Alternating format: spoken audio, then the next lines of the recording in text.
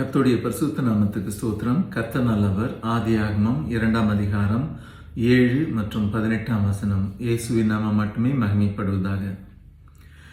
தேவனாகிய கர்த்தர் மனுஷனை பூமியின் மண்ணினாலே உருவாக்கி ஜீவ சுவாசத்தை அவன் நாசியிலே ஊதினார்.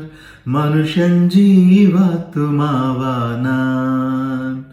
பின்பு தேவனாகிய கர்த்தர் மனுஷன் தனிமையாயிருப்பது நல்லதல்ல, ஏற்ற துணையை அவனுக்கு உண்டாக்குவேன் என்றார்.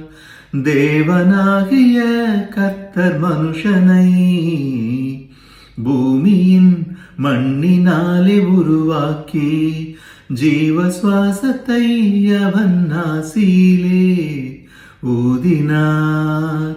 மனுஷன் ஜீவாத்துமாவானான். பின்பு தேவனாகிய கர்த்தர் மனுஷன் தனிமையாயிருப்பது நல்லதல்ல, ஏற்ற துணையை அவனுக்கு உண்டாக்குவேன் என்றார். கர்த்தர் நல்லவர்.